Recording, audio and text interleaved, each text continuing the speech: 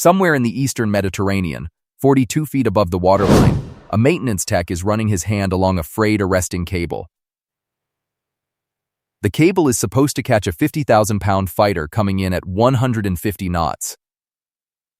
Right now, it's held together by 3 months of salt, heat, and improvised repairs. The ship under his boots is the Gerald R. Ford. It is the largest warship ever built. It was supposed to be home 10 weeks ago. On the hangar deck below him, a sailor is folding a letter he started writing in October. He never finished it. He didn't know what to say. 296 days at sea. 4,500 sailors on board. 160,000 nautical miles covered. And 0 carriers currently in position to replace her. That last number is the one that matters, and here's what doesn't add up. The United States Navy has 11 aircraft carriers. More than every other navy on Earth combined. 3 of those 11 are in the region. Another one just deployed 2 weeks ago. So why can't the most powerful navy in history bring its most powerful ship home? The answer is not politics. Stay with me, this is where it gets strange. The obvious answer is the war. Operation Epic Fury kicked off February 28th. Iran shut the Strait of Hormuz. The Navy needed a carrier in theater. So Ford stayed. Makes sense on paper. Except Ford didn't join the Iran war. She was already deployed when it started. Here's the route most people don't realize she took. Ford left Naval Station Norfolk on June 24, 2025. Pier 11, 4,500 sailors manning the rails in Virginia haze, so thick it looked like smoke.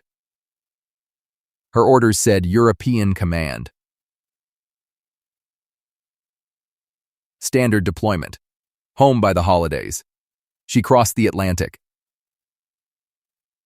She operated in the eastern Mediterranean. Then in October, the Pentagon rerouted her, not home, but west, to the Caribbean. She became the flagship of the naval operation that ended with the capture of former Venezuelan President Nicolás Maduro in January.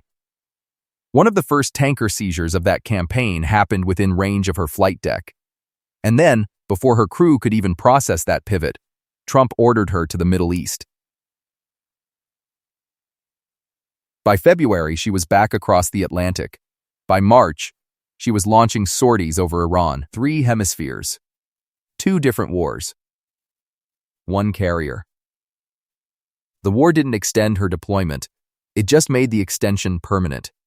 Because by the time Epic Fury launched, Ford had already been out for 8.5 months.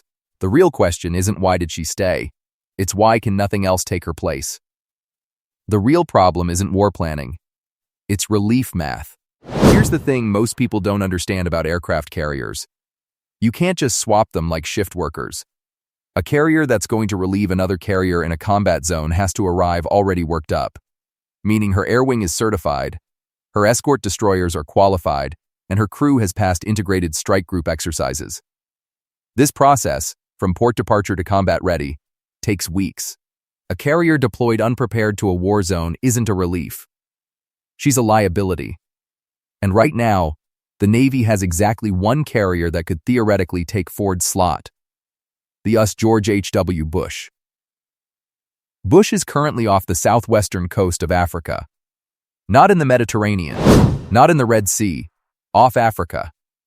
The relief can't reach her. Yet, 4 things have to be true at the same time before Ford can go home. Variable 1, geographic reach.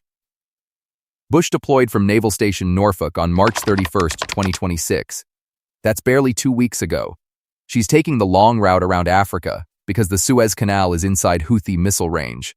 A carrier does not enter a contested choke point if she doesn't have to. So Bush adds roughly 10 extra days to her transit compared to a direct Mediterranean crossing. Variable 2, operational readiness. Before Bush can assume Ford's mission, she has to complete a full handoff. Intelligence brief, target folders, current rules of engagement, integration with the air defense picture. That's another 1 to 2 weeks minimum, even in a perfect handover. Variable 3, political timing.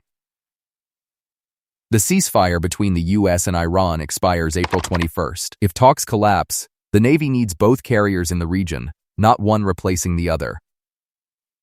And variable 4, this one nobody's talking about, is fuel and logistics. Bush is nuclear-powered. She doesn't need fuel for the ship. But her air wing burns jet fuel by the tank load, and her escort destroyers, us Mason, us Ross, us Donald Cook, they run on marine diesel. Every underway replenishment needs a resupply ship already in position. The Navy's military Sealift Command fleet is already stretched thin, supporting 3 carrier strike groups in CENTCOM. Add a 4th in the Gulf of Oman at the same tempo? The resupply math breaks before the combat math does. Which means Ford doesn't go home when Bush arrives. Ford goes home when the war ends. So why not just send another carrier?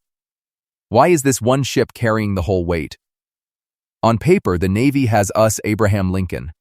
It has us Carl Vinson. It has us Nimitz. 3 carriers.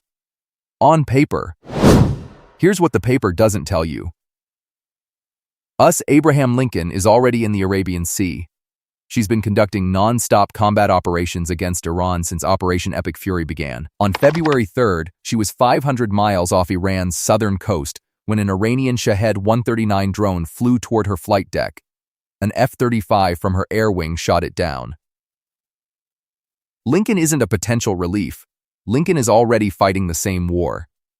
You can't relieve Ford with Lincoln any more than you can rest one hand by making the other hand work twice as hard. Us Carl Vinson is out of San Diego, Carrier Strike Group 1.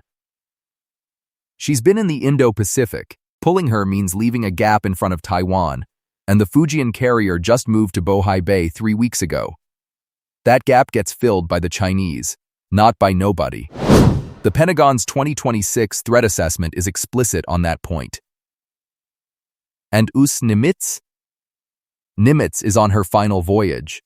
She's sailing down the Pacific coast from Bremerton, circumnavigating South America, because she's too large for the Panama Canal, and she's heading to Norfolk for decommissioning. Her retirement was delayed from 2026 to 2027, just so the Navy wouldn't drop below 11 carriers. You can't pull a carrier out of a retirement parade and send her to fight a war. That is not a reserve. That is a ship with a countdown clock. And that's where the math changes. Because the real reason Ford is still out there isn't about Ford. It's about a ship that isn't finished. The next Ford-class carrier, us John F. Kennedy, isn't combat ready. Kennedy was supposed to enter service in 2024. She's still going through sea trials. Without her, the Navy has only one fully certified supercarrier with electromagnetic catapults. The same catapults that let Ford launch everything from a microdrone to an F-18 to an unmanned tanker in sequence. The other 10 carriers in the fleet use steam. If you need a carrier that can catapult a drone and a fighter and a refueling aircraft off the same deck in the same mission, which is what the Iran campaign demands, there's exactly one ship on Earth that can do it. Her name is Gerald R. Ford, and she can't come home. Here's why this matters more than just one crew being tired. Layer 1. The technology argument. Steam catapults have launched U.S. aircraft since the 1950s. They work, but they're mechanical, loud, maintenance-intensive, and they deliver a brutal acceleration profile, meaning the aircraft gets slammed forward in a way that stresses airframes and limits what you can launch. For decades, that was fine. Everything on a carrier deck was a fighter. EMALS, the electromagnetic system on Ford, changes the physics. It uses a linear induction motor to accelerate aircraft smoothly, and the launch force can be tuned in real time. That means Ford can launch an 80-pound surveillance drone on one cycle and a 50,000-pound F-18 on the next, without changing a single physical setting. A steam carrier can't do that. It has to reset its pressure between launches. The tempo difference is brutal. Ford can launch an aircraft roughly every 45 seconds. A steam catapult carrier needs closer to 60. Across a full 12-hour strike cycle, that 15-second gap compounds into dozens of additional sorties per day. In the Iran campaign, where targets are 1,200 miles away and every additional sortie matters. That tempo advantage isn't cosmetic, it's decisive. Layer 2. The crew argument. Retired Admiral James Stavridis, former NATO Supreme Commander, said something that stuck with me. Once a ship crosses 6 months on deployment, problems with retention and morale accelerate. Not rise. Accelerate. Ford is now at 10 months. Every day past the 6-month mark is a day the Navy is spending down a resource that doesn't restore instantly when the ship pulls back into Norfolk. Think about what 10 months means at a human level. A yeoman who left Norfolk in June has missed his daughter's first school play. A chief petty officer missed the birth of his second grandchild. The commanding officer, Captain David Scarozzi, has been making decisions on 3 hours of sleep for 9 months straight. And the decisions keep getting bigger, not smaller. And here's the quiet part. Sailors have started making small mistakes. In mid-March, a fire broke out in Ford's main laundry spaces. Not combat-related. A laundry fire. It destroyed more than 100 crew bunks, injured 3 sailors seriously enough that one had to be medevaced off the ship, and sent another 200 for smoke inhalation treatment. 30 hours of damage control before it was fully contained. A laundry fire nearly pulled the flagship of America's Iran war off the line. Layer 3. The cost argument. Ford costs $13 billion to build. The air wing on her deck costs another $3 billion.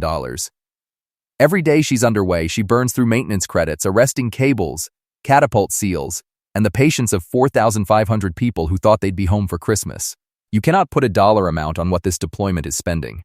But the Navy is watching the bill run up in real time. This isn't really a story about one ship.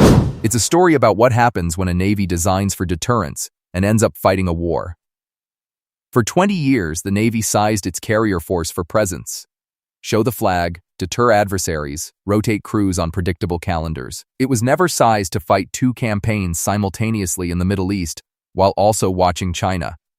Agree with that decision or not, that was the decision. Now the bill is coming due. And it's coming due on the backs of 4,500 sailors who can't come home. There's an old line among carrier officers: the ship doesn't care about your plans. The ship has its own plans. Somewhere tonight, a chief on Ford is telling a new seaman that the deployment will end when it ends. That's not cruelty. That's the Navy. So here's the question nobody at the Pentagon wants to answer out loud. If the ceasefire collapses on April 21st, and Ford has to stay through the next phase of the Iran war, who comes home first? The ship, or the Navy's promise to its own people? Stay tuned, because the next record Ford might break isn't one anyone's celebrating.